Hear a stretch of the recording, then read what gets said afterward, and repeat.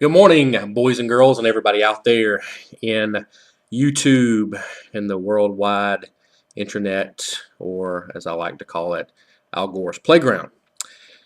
Welcome to another edition of the Water Cooler with Woody Smalls. Here talking about some sports and other nonsense. Just trying to make the two or three people that are following me laugh a little bit. A couple of things to kick off today's discussions, things you need to know. Of course, we are in the thick of conference action for March Madness in men's basketball. Of course, I'm always watching the ACC, which is the granddaddy of all the conferences, and everything kind of played out like it was supposed to yesterday. The bracket is now set with the top 8 seeds advancing in, kicking off today at noon Eastern as the number 1 seed Miami Hurricanes face the hot shooting freshman Oliver Hanlon. Kid put up 41 points yesterday, set the record for the most points by an ACC freshman, beating out a couple of my Tar Heels, hate that, and Harrison Barnes and Tyler Hansbrough. But nonetheless, great shooting performance by Hanlon. Now, can you keep it up today? Probably not. I think Miami's got some things to prove.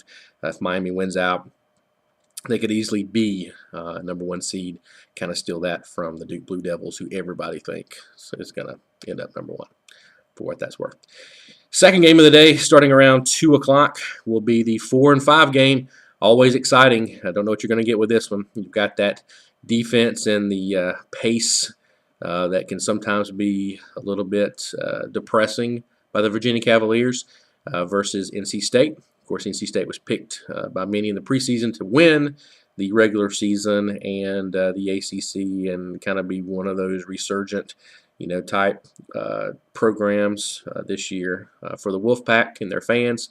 Hasn't worked out that way. State did look great yesterday. I think State is one of the teams that can win this tournament if they can get past Virginia.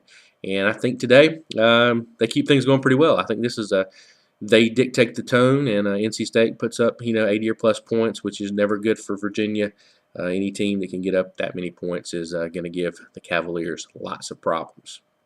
Nighttime edition kicks off with those before mentioned Blue Devils, who everyone thinks they should just go ahead and hand the national championship trophy to, which I disagree, playing the Maryland Terrapins. And of course, if you've read any of my articles here lately in my ACC preview with Rant Sports at rantsports.com, I think Maryland is the sleeper in this year's tournament.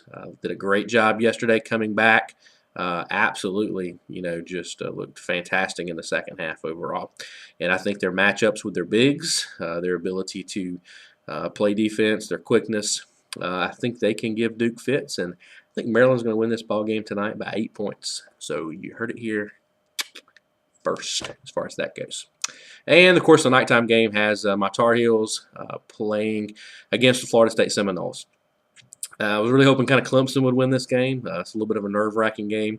Florida State does match up really well with North Carolina. Florida State's got a great team. They've underachieved all year long. I mean, even my beloved Mercer Bears beat Florida State this year. Mercer had a great season, lost its conference championship in the Atlantic Sun, so they'll be dancing in the that CIT tournament or the NIT or one of those things instead of in the big dance. But with that being said, is this Florida State team for real? And that's something to watch tonight to see if Michael Snare and the athletes that Florida State has can match up with Carolina. I think North Carolina's kind of had a good wake-up call in that last game of the regular season versus Duke. They were completely embarrassed. So I look for the Tar Heels, who are still young, to come out and do well. So if all that goes, then that sets up a very interesting day tomorrow with Miami versus NC State. And, of course, Maryland versus North Carolina. So we'll see how good or bad I am when it comes to that. In other related news, things you need to talk about around the water cooler today, well, the Americans once again came up on the short end of the stick. They're out of the WBC, taken out last night. Craig Kimbrell of my beloved Braves gave up a couple of runs there in the ninth inning and lost 3-1. So for what that's worth, the rest of the world, I guess, can continue to watch the World Baseball Classic if any of us Americans were even watching the World Baseball Classic. But that's a discussion for a totally another day.